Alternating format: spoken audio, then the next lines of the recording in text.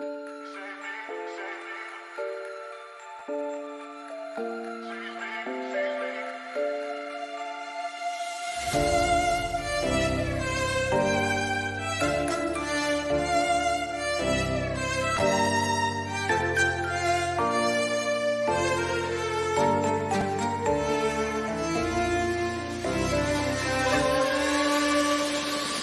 ever sees me. I'm losing every battle. No one ever sees me. I'm losing every battle. No one ever sees me. I'm losing every battle. Can somebody save me? I'm losing every battle.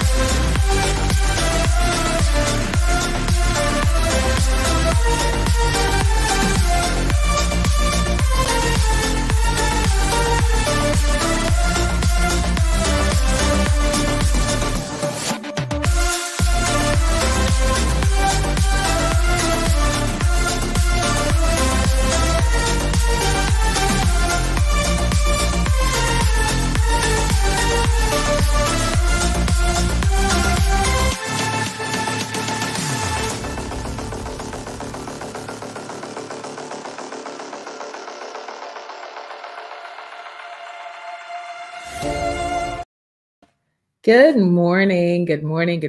Welcome to the Brand Momentum Morning Show. I am your host, Faith James, and today we are continuing our reading from What You Think of Me Is None of My Business, Terry Cole Whitaker. It's a great read. We're coming to the last few chapters, and today we're talking about the power of making a decision.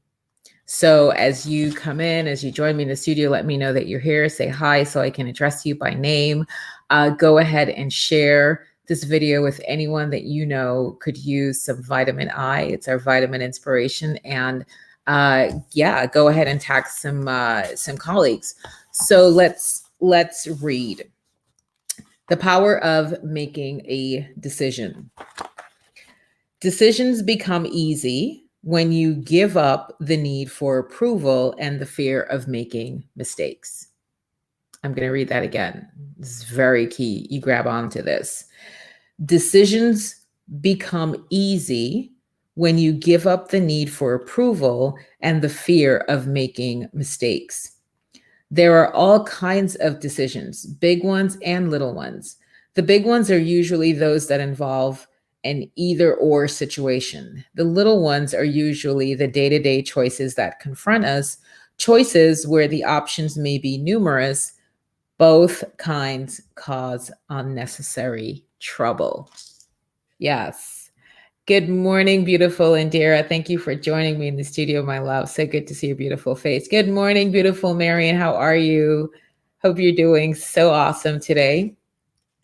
So the narrow choice, the either or, involved in big decisions terrifies some people. Similarly, other people suffer anxiety when confronted with the numerous options that usually accompany small decisions. In both instances, people are driven crazy by the need to be right, which usually translates into, what do others expect of me? It may come as a surprise to you that the decisions that foul up the most people are the day-to-day decisions. I find in my counseling that some people are immobilized by what others regard as the mere mechanics of daily living. Should I make a phone call or not? Should I order the newspaper or not? Should I get out of bed? Should I wash my hair? And on and on. Some people get stuck on these decisions. Each one becomes monumental, and anyone can literally tie up their entire day. Ironically, I find that people responsible for so-called big decisions, People running large organizations who make decisions affecting the lives of large number of people make decisions more easily than those confronted only with day-to-day mechanics of living. My own experience is that the more decisions I make, the more effortless decision making becomes. As I make bigger decisions, it becomes easier to make other decisions. Conversely, I find that when I make fewer decisions in my life, I assume less responsibility for myself and the world around me. Then the piddling, everyday kind of decisions become monumental and control me. Avoidance of big or little decisions involves the same kinds of inner feelings. The biggest reaction for indecision is fear of not making the right decision. Fear of not making the right decision. This fear is characteristic of people who have a limited purpose in life. Let me illustrate. Look at those people with an expanded purpose. Their purpose may be to clean up the environment or to transform other people's lives. Maybe they want to see that all children are treated with respect, or that pets are neutered and given good homes. Perhaps their purpose is to grow the most magnificent radish in the world. Whatever it is, their purpose is larger than they are, larger than their job, larger than the immediate things going on in their lives. When you have such an expanded purpose, you will find that many decisions, which at first seem monumental, become small in comparison to your goal. When your purpose in life is large, your office is no longer your entire world. Your relationship with one person is not your entire life. In this context, the failure to make the right decision in any given instance is not the end of the world.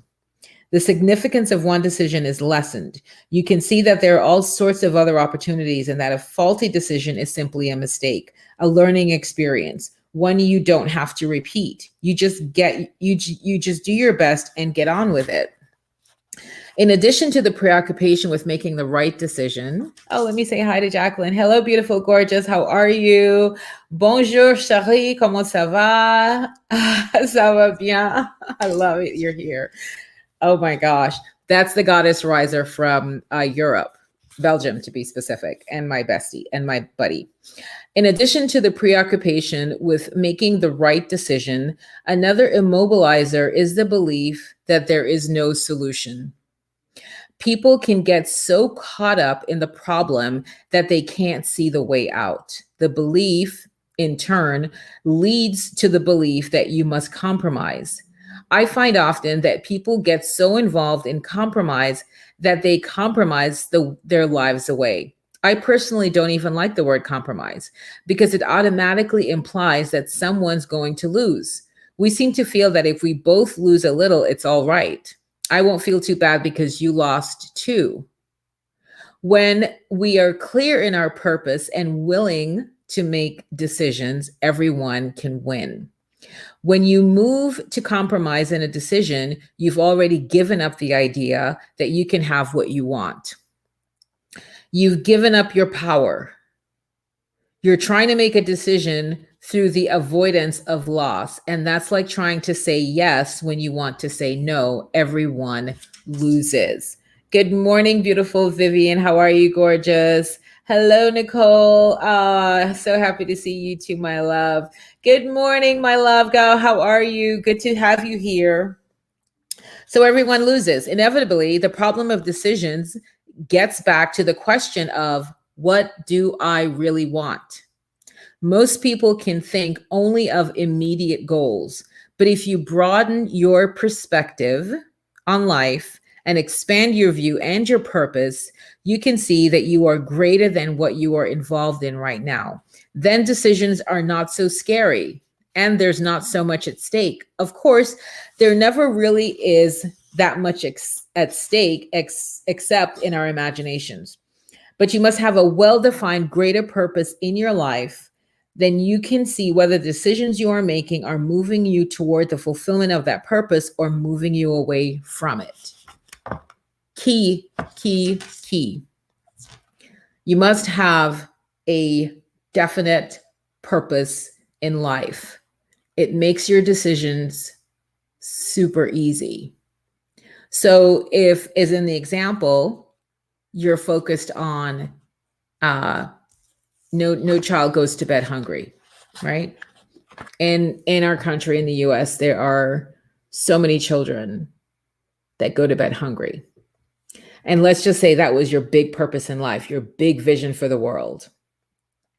Then your decision making becomes easy because that becomes your North Star. So somebody says to you, I'm looking to have somebody, sponsor this event for, making it up, racing. Your decision then becomes, okay, if I sponsor this event on racing, can I see the steps that gets me to my big purpose that no child goes to bed hungry? If you don't see it, the answer is no. You don't have to dawdle. You don't have to loiter. You don't have to dilly-dally. You don't have to play phone tag with the person. The answer is no. No, I'm not going to be able to sponsor that event at this time. Done. You're not in analysis paralysis. You're moving forward because you have your big definite goal. If somebody were to say, hey, I'm looking for a sponsor for a fundraiser that we're doing for St. Mary's, Little League. Easy answer, yes, because that's taking you in the direction of your big purpose, your big vision that no child goes to bed hungry. Are you guys seeing this? Exactly. Gal says, not compromise, each other is a way to go, not being together to compromise. I think I get what you mean there. Yeah, she says the same thing as well. So having the purpose. So the question for you right now is, do you have a big purpose in life? Are you anchored in what it is that you're here to do? Because if you're not certain, then that's the opportunity for homework for you. What is your big vision for the world?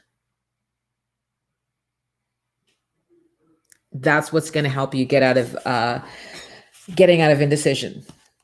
So, right, let's see.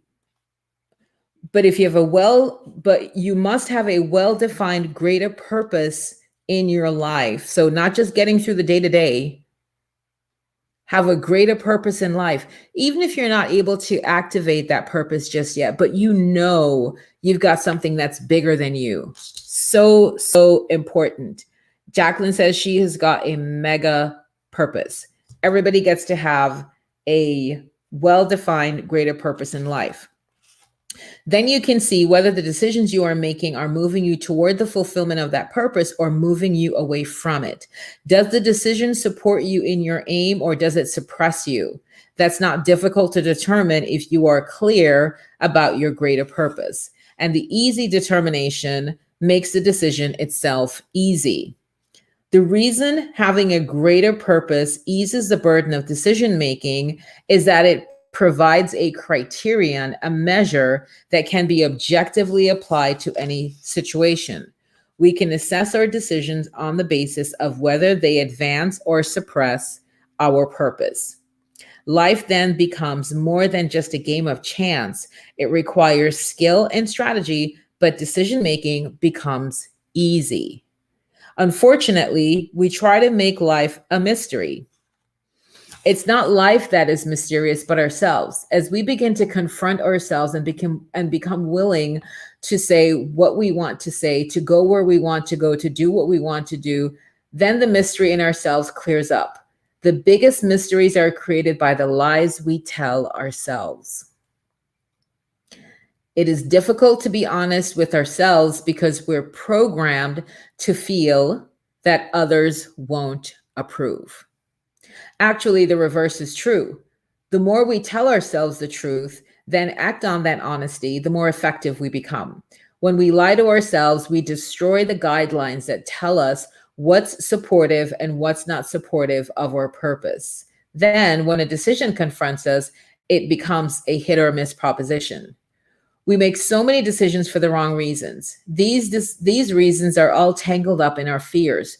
We fear we'll make the wrong decision, the decision that meets with disapproval or in rebellion against an authority figure. We intentionally make a decision we know we will be disapproved of. We tell ourselves that we are asserting our independence, that we are not letting the authority figure influence us, yet all the while we're making a decision at the person, if not for the person. We're not doing what we want, but instead are doing what someone else doesn't want us to. Our decisions then become nothing more than a way to get even with those who have imposed their demands upon us. So crazy. We often think, well, I live my own life, make my own decisions and choices. Yet, when we examine these decisions and choices, we note they all have something in common. They are all in opposition to someone else, mothers, fathers, mates, so on. Decisions in opposition to someone else are no more satisfactory than decisions made to conform to the desires of someone else. If we are caught between the decision approaches of opposition and the decision approaches of conformity, then we are immobilized. Decision fears, of course, are compounded by the notion that if I step outside my bounds, I'll destroy the relationship. I'll lose it. I'll be abandoned and rejected. When we give up our right to make decisions in hope that a relationship will continue, we give up the right to be who we are. The usual result is that relationships deteriorates in direct proportion of how much of ourselves we give up. So when you think you're being nice and amenable and, not a mean, hard-headed person, you think you're doing a good thing, but you're giving up your power. You're giving up the right to be who you are. Wow. Good morning, Dora, my love. Passion is making others and myself smile in dentistry, my novels, and being me. So when you think about the idea of making people smile, right, as a purpose, as a big vision, then decision making gets to be mapped to that. Because oftentimes we're making decisions and it's taking us away from our big goal. So this is what we get to do. You get to focus out on what you're here to do. That gets to be your big focus, not just your day-to-day looking down at your toes. What am I going to do today?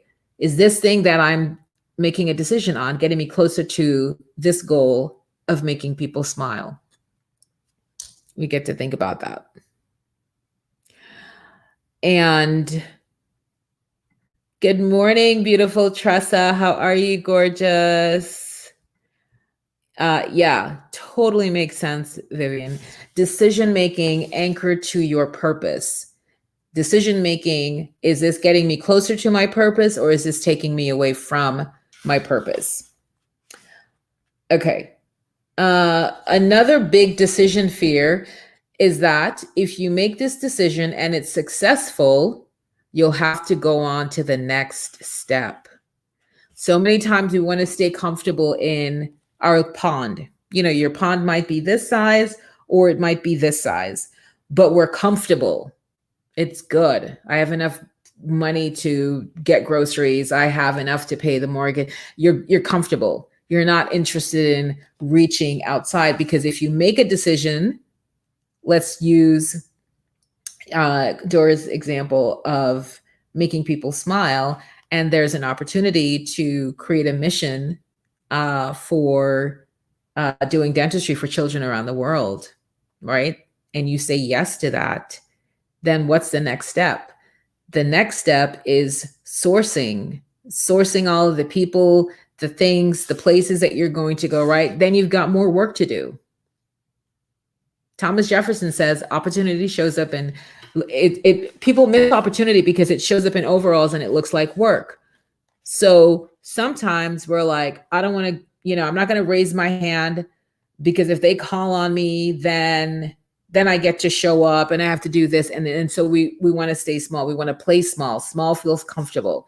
I have to make a decision. If I make a decision, then I'm going to have another decision to make. Then I'm going to do, and we retreat and we keep ourselves small. Nicole, purpose, helping others appreciate their awesome and inspiring them to do great things. So when you say others, Nicole, is there a segment, a deeper segment that we can get to? Is it women? Is it men? Is it, children? Like, or is it just, the whole world? And appreciate their awesome. So there's a lot of like self-love, self-confidence. So then you look at decisions that come your way. Does this feel like it's leading you into, so you get an opportunity to speak, to be a speaker, right, at a, making it up, Women's Realtor Association. And if your talk is geared to lifting up, empowering, supporting realtors, then that's an easy decision. A super easy decision. If you're being asked to,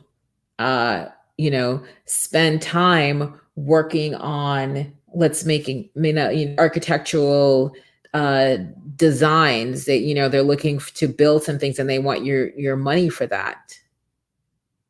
You get to ask yourself the question, does this thing that they're asking me to do get me closer to my big purpose of helping others appreciate their awesomeness and inspiring them to do great things, right? And then you'll see yes or no.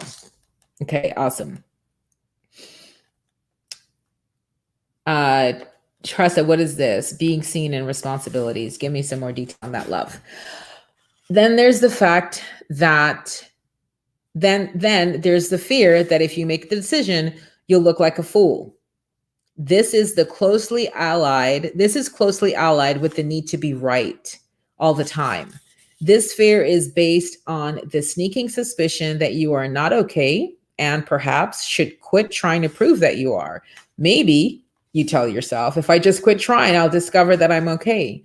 Again, you abdicate your life, thereby proving to yourself once again that you were right all along. I call this fighting for your limitations. When you stand in judgment of yourself, or you're like, oh my gosh, I'm going to look like a fool. So, right, there's not that self-love, there's not that self-confidence, there's not that self-worth. And you're trying to enroll other people in that idea of it by saying, see, I quit. It didn't work out. I told you it wasn't going to work out. I told you I'm not a good speaker. I told you, I'm not, good at this. You're fighting for your limitations. You're fighting to be right about your limitations. And that's such self-sabotaging. You're abdicating your life. Wow.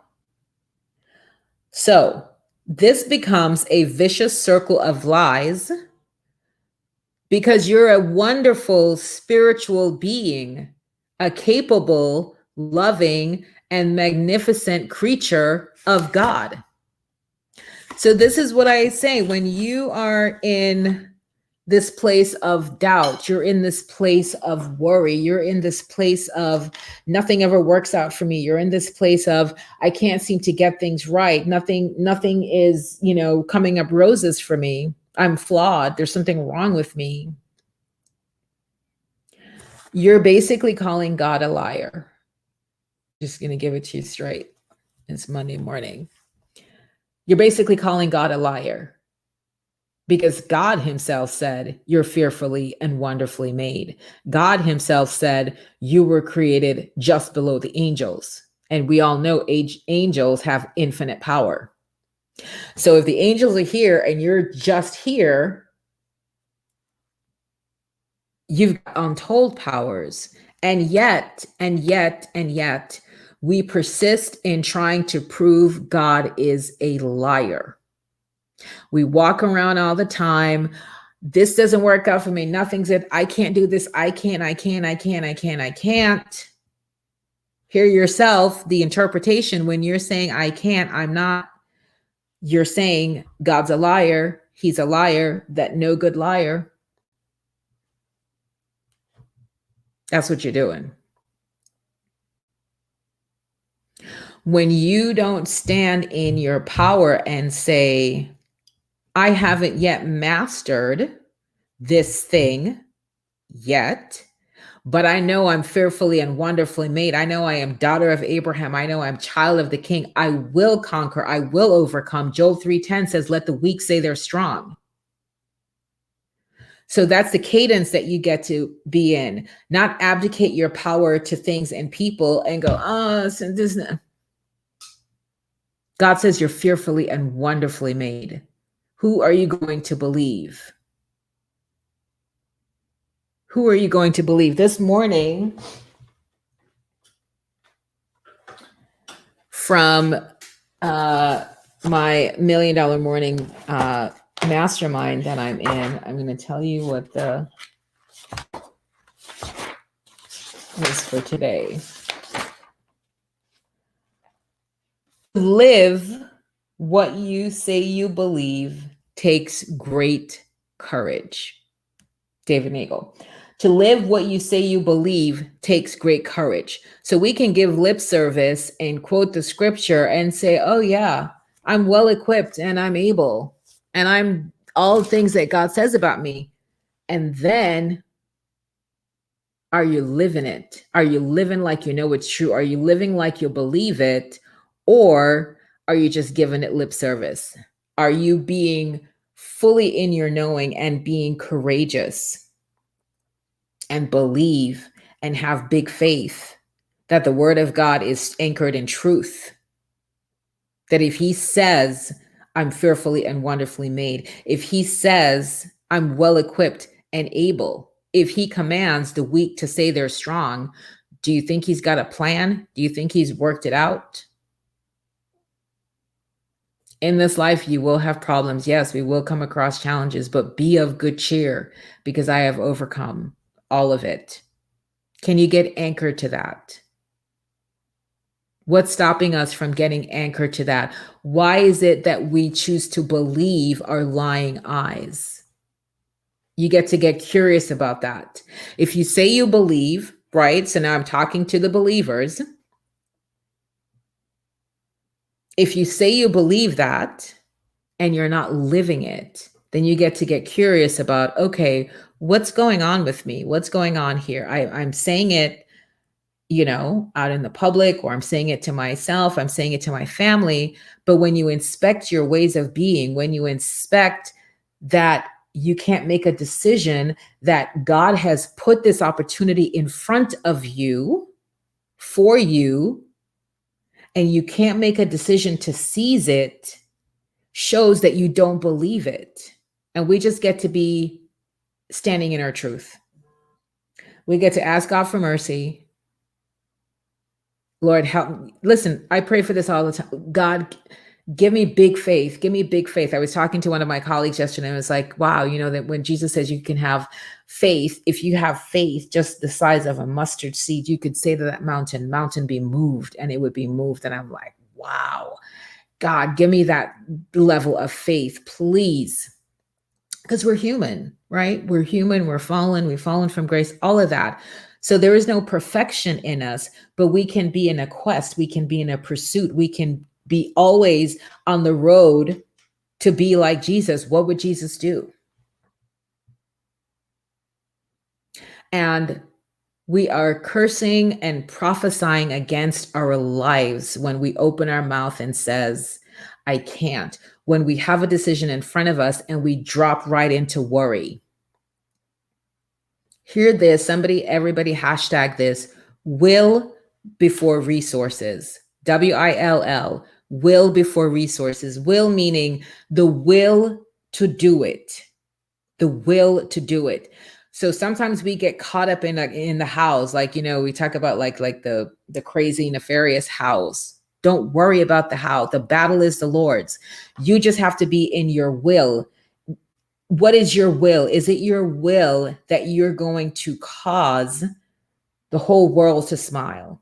Are you in that intention so burning inside of you that every part of your being is there? Then when decisions come, you make those decisions quickly. Napoleon Hill says, leaders make decisions quickly, and they rarely, if ever, change their mind. Will before resources.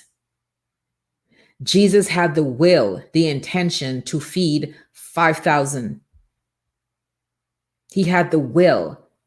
He wasn't caught up in the mechanics of, oh, wait a minute, we only have 5 fish and a couple loaves of bread. Oh my gosh, what are we going to do? Let's freak out. Oh my God, let's have a pity party. He was so fully in his will. That was his will. These people are going to be fed today. He didn't worry about how it was going to get done. And what did he do? He turned to the heavens and he thanked God.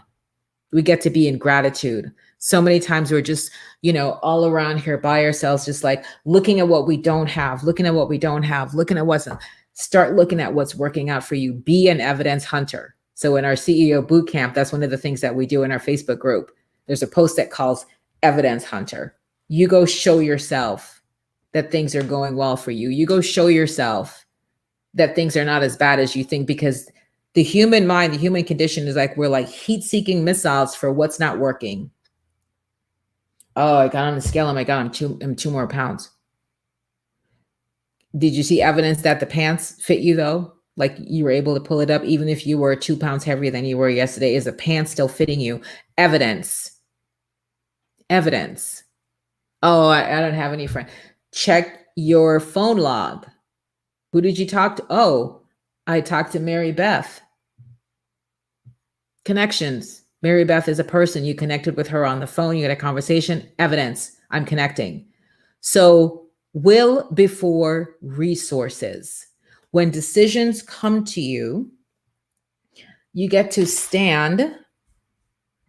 Yes, Scout. Will before resources. Yes. Hallelujah, heaven. Yeah.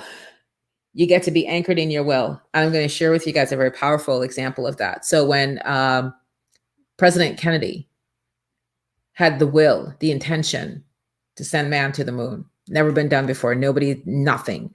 No manned mission to the moon had gone. And he went to the head scientists, engineers at NASA, and he said, what is it going to take to get a man on the moon? You know what the scientists told him? Who knows?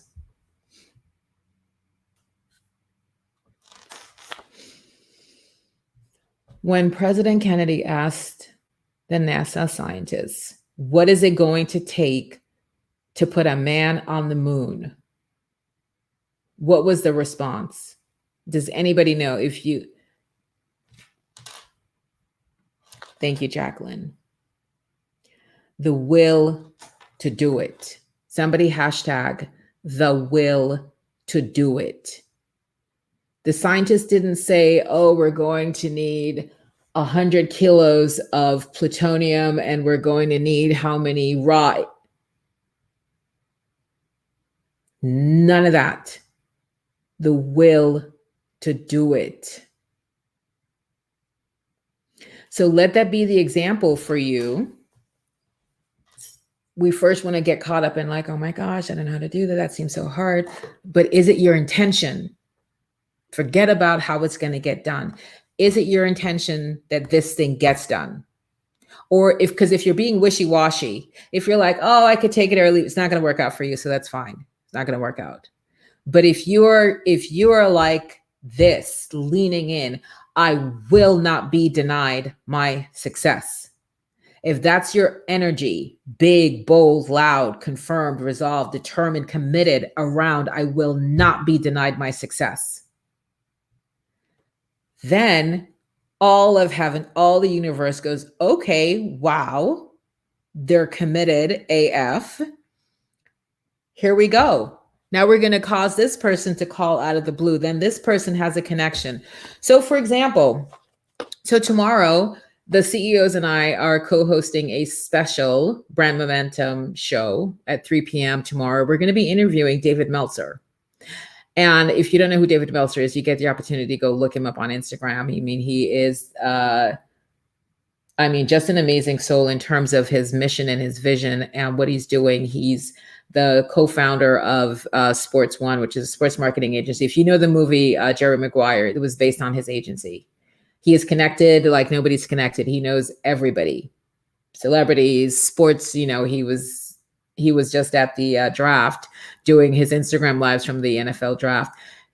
Knows everybody, has a show, everything. So I get the opportunity to interview him. How? I don't know David Meltzer from nowhere. But I am so in my energy and my intention that I get to take up more space, that I get to let people know that when it comes to their business success and when it comes to their brand development, I am here. Like, I have been steeped in this work, been doing this for 25 plus years, worked on brands like IBM, Mary Kay, Pepsi, Frito-Lay, all of it. That I am here, my agency is here as a resource to help them go from invisible to be visible, to be seen. Like Jesus says, light your lamp.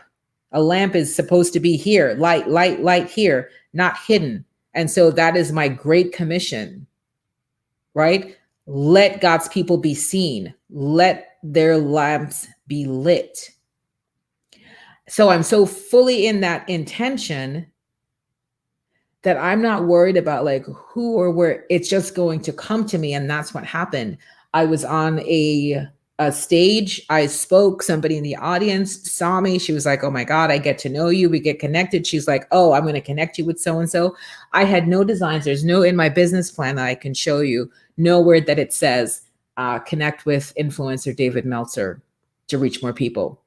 But because I'm just so fully in my will, I'm so fully resolved in my yes, that gets to happen for me, that I get to create and cause the enlarging of my territory, which is what God calls us to do, enlarging the place of your territory. I am a full 100% yes.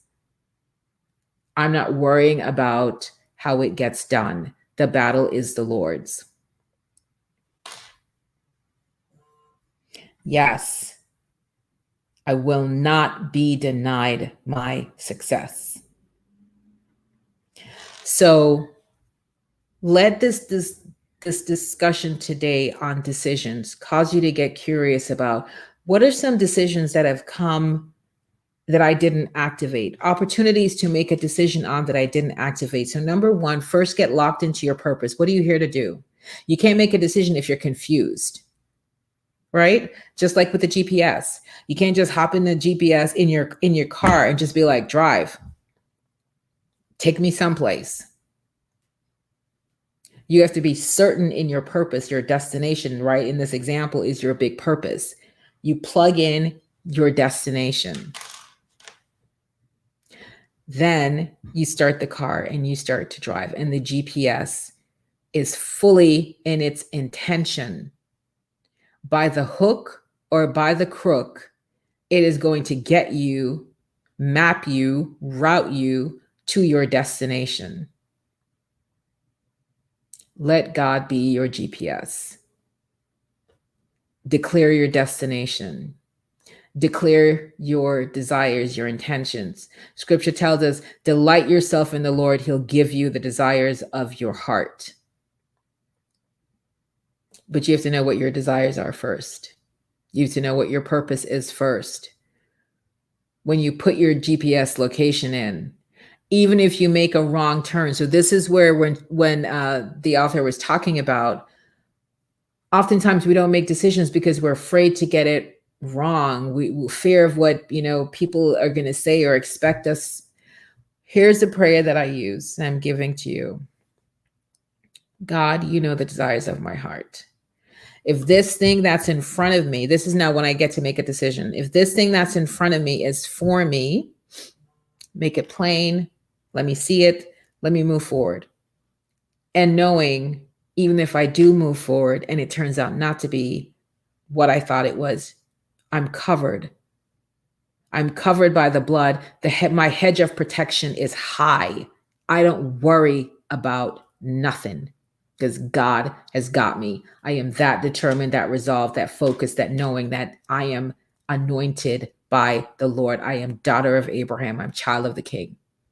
So when you get to make decisions, you're not like, because you're not relying on your own knowing, your own being, right? Creator of the universe is overseeing, is guiding. He's showing you the way, right? God, the great waymaker, the way shower. Stop being so afraid of making decisions because you're thinking you're doing it on your own. And then when you're like, oh, I got this, God, then he's like, okay, you got free will. So do you.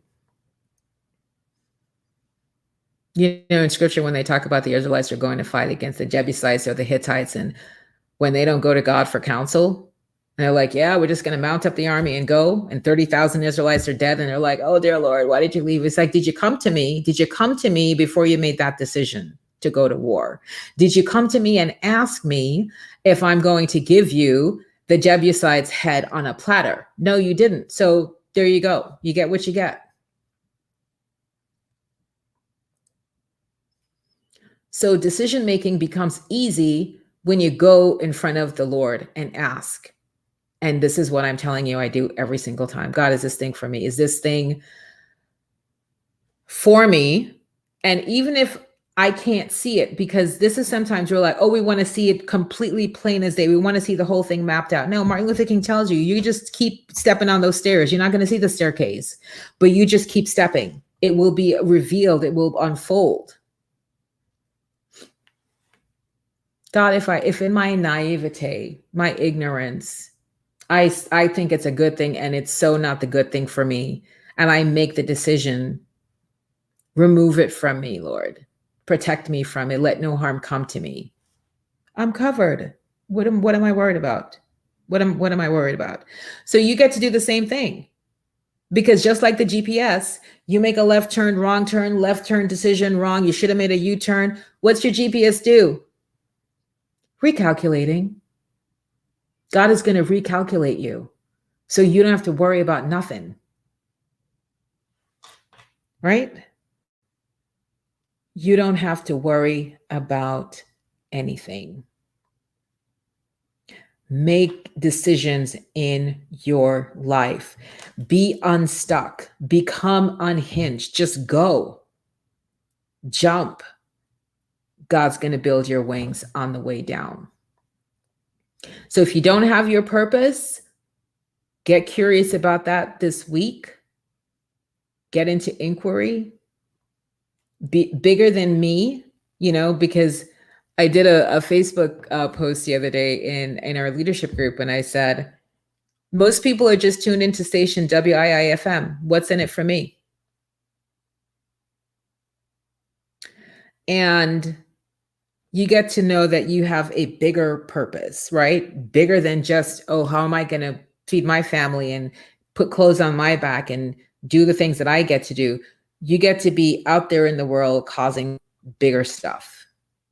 If you don't know what that bigger stuff is for you, then let this week get your journal, get into inquiry, ask God, open my eyes, my ears, my heart, open my soul. I am seeking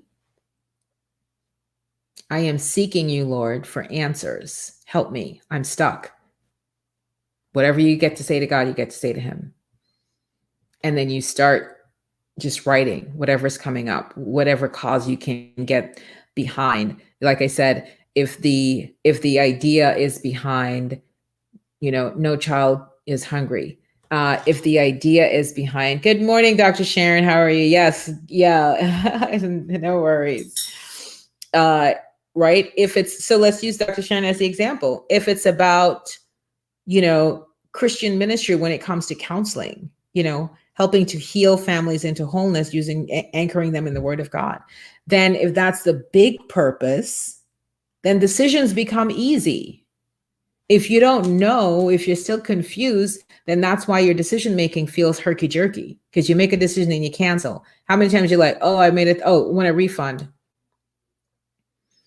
Because now you're in your small brain. You're not trusting God to make this thing be awesome and be known to you, and trust him. Peter, right? Scripture, Peter's sleeping. The whole bunch of the apostles are sleeping.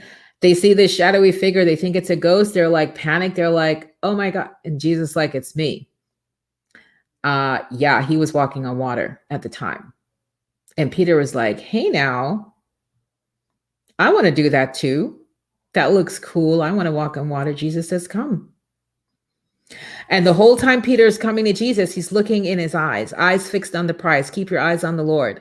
The minute Peter looked down, fear, panic, worry. Oh my gosh, I'm like 200 fathoms. The water is 200 fathoms deep. I'm standing, and he starts to drown. And he's like, Lord Jesus, help me. And Jesus pulls him up.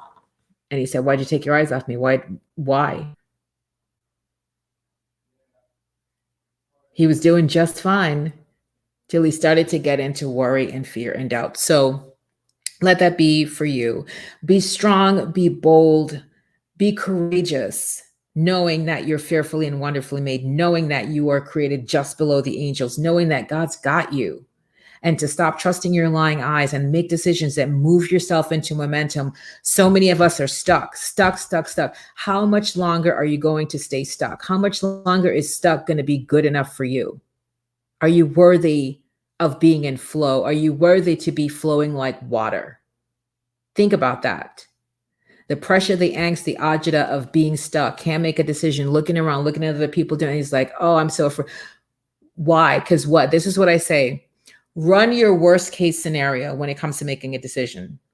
So, for example, somebody makes an offer. It's a $10,000 offer. And you're like, I could never spend that. Okay. So what would happen if you invest $10,000 in your business? Well, I would have to cut back on my spending on clothes or whatever. Okay. And then what? I would feel like my clothes are outdated. Okay. And then what? And then I wouldn't be running with the hip happening crew. Okay. And then what? Then the hip happening crew are having parties. And then, okay. And then what? And then what, all the way down. If you are not homeless under the Roosevelt Bridge, go make the decision. We make up these stories and we buy into these stories that we tell us that, oh, you get to take the lid off. A lot of us have our lids on like this. Do you like my new coffee mug? Oh my gosh, guys. This thing is a self-heating mug. Porcelain. Put the lid on. There's a little, let me see if I can bring it.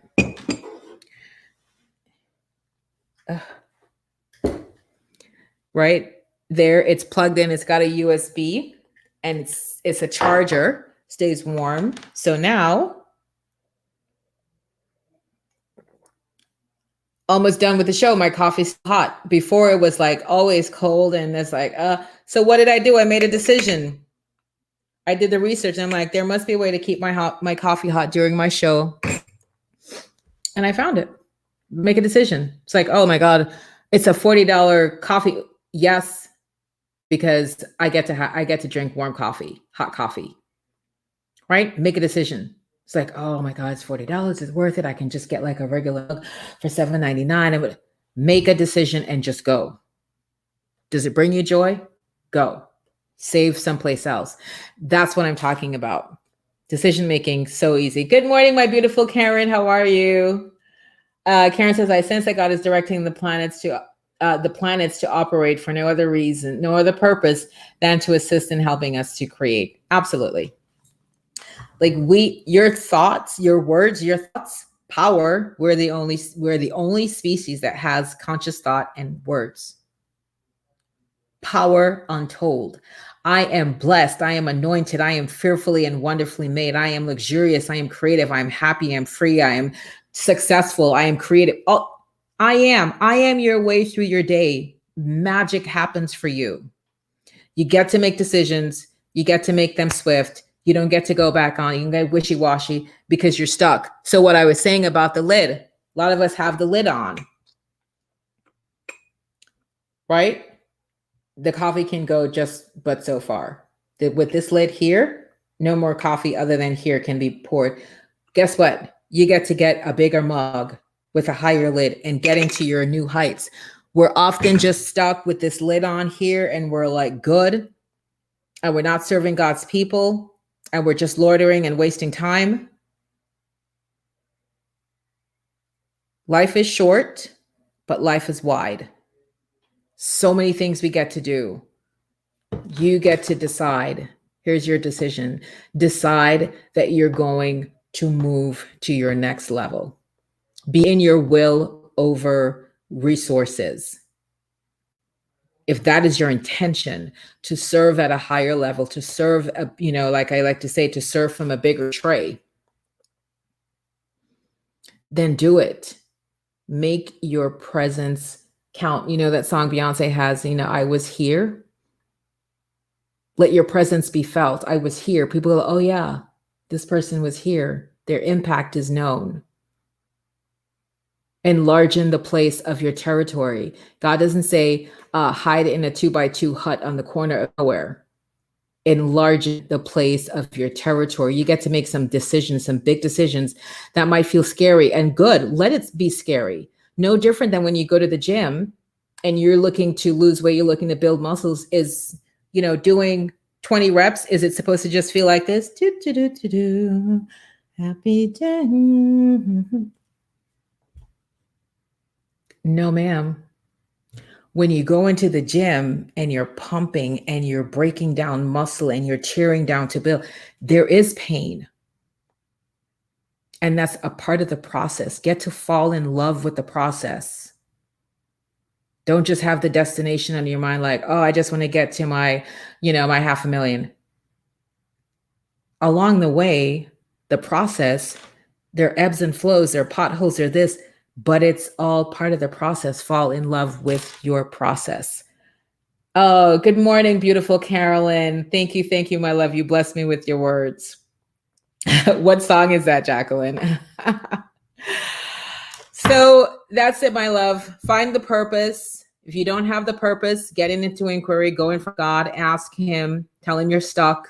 You've been trying to do it on your own. You've been lone wolfing out here trying to just make stuff up. Ask him to open up spaces in your being so you can get connected to a bigger purpose. Then decisions that you make become easy. Is this taking me closer to that decision, or is it pulling me away from that decision? Make decisions. If you're getting to a place where you're like, oh, I have so much resistance, like I can't, that tells you that's your next area of opportunity. You get to say yes to that. You guys know I've been like, gone for a minute because I said yes. I chose to reach for a bigger tray. I'm now coaching with the leadership program that I just graduated from, because I get to stand for other people to have the same just like blessing and opening that I've received. Like my life is forever transformed. Other people get to have this gift as well. So I choose something bigger than me, my big purpose. I volunteer. The days are long, from like 10 a.m. to 2 a.m. in the morning, 3 and 4 days in a row. I do that as a volunteer. Do you think I'm taking a stand for a bigger purpose than myself?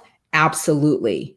I was in my will before my how when I said yes. I didn't know how I was going to, I was like, there's just no way. I have no time for this.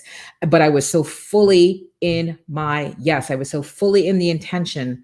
Look, it's happening. It's done. Breakthrough is done. Now we move into the next phase, and it's happening and it's done. If I were to just sit there and go, oh my God, there's just no way, I wouldn't have done it. And it was like a big step for me, but I'm so determined to bust through my lids. It's easy to get comfortable, guys. It's easy to just feel like, hey, I'm good. My family is good. I'm all set. Get a bigger purpose. Go cause some good in the world. Let that drive you. Let that make your decisions become so much easier for you, and magic will happen in your life. I promise you this. So, trust and love. Okay, got it. So guys, tomorrow, mark your calendar, 3 p.m. Eastern, special Brand Momentum interview with David Meltzer. Myself and my CEOs who are in the CEO Bootcamp with me are going to be co-hosting. We get to interview. So come, let me know what questions you have. If you don't know who David Meltzer is, go find out. Go follow him on Instagram. He is amazing. The book, the Jerry Maguire, Show Me the Money, that sports agency was based on his company. He's doing amazing things in this world, and it'll be really important for you to see who he is and get connected and find a new opportunity to raise your lid. So mark the calendars tomorrow, 3 p.m. Eastern. Let's have some fun. It's going to be, we'll have him for about 20 minutes, but I'll be doing the show for a full hour. So just so you know, again, we talked about this last couple of weeks as a reminder. Our show that you and we hang out in the studio Mondays, right, at 10. And then I'll be having special guest interviews throughout the weeks, and we'll just schedule those as they happen. But our show happens every Monday. This type of show where I'm working with you and giving you coaching happens every Monday. And then we do special interviews throughout the rest of the week, the month. All right, my love, have a fabulous day. Yes, thank you, Sharon. My gosh, I so appreciate that you jumped on, even though you were not going to stay the whole time. Thank you, my love, Jacqueline. You have a fab day as well. Everyone, go be awesome. Go make some big decisions. One big decision you can make is to get into the second cohort of the CEO Bootcamp and Mastermind. We kicked it off on July 12th. And if you're looking for guidance and support in your ways of being, so this is one of the things that distinguishes this program. This is first and foremost, it's about your ways of being. How do you show up as a leader? How do you show up as a CEO of you? If you're wishy-washy, if you're mealy-mouthed, if you're like, in your victim story, your victim pity party, and you can't communicate, if you had a potential investor in front of you and you don't know how to articulate your vision, you don't know how to articulate what your business is about, you get to have this, because we do role playing, we do mindset work. Because if you don't believe, I don't care what the website looks like, I don't care what your landing page or ClickFunnels, and we do all of those, right? Your videos that we create for you, all of that becomes irrelevant if then when somebody meets you in person or on a Zoom, you can't hold the tension. You can't hold the space because you're not fully expressing your leadership. If you need help with that, the CEO Bootcamp Mastermind is where you get to have that help. So just comment below CEO2, and I will send you information on the program, and you can make a decision. You can make a decision on if you get to enroll in it or not. All right, my loves, be well. Take care, everybody. Love you so much. Bye-bye.